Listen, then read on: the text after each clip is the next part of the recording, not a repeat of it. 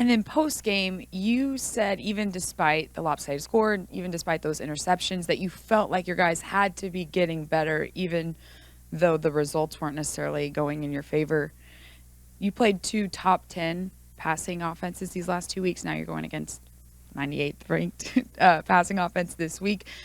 How do you feel like your secondary has gotten better against these top 10 offenses, and how is that going to play out against, not as good of an offense? Well, they've been challenged, and have been challenged by, having been around and seen some good skill, good scheme. Well, those teams played well. It's one thing to be good. It's nothing to be good and play well. We also, now Washington did, I think, miscue a few things, had a few drops where he could have actually even been. They had a couple plays where they dropped where guys were open, so we're very fortunate in that game. So I'm sure they could say they could play better, but the skill challenge has been where you get a little bit exposed, and when you get exposed, people are going to keep trying you.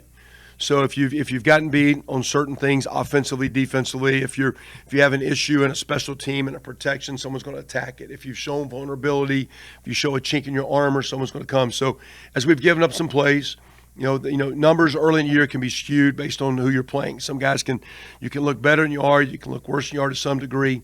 Like I said after the game, stats are for assistant coaches justifying their jobs and losers justifying why you lost. You lose a game when you turn it over, lose the game when you don't win the big play battle, lose the game when you have 15 tackles for loss or negative plays. They have 3.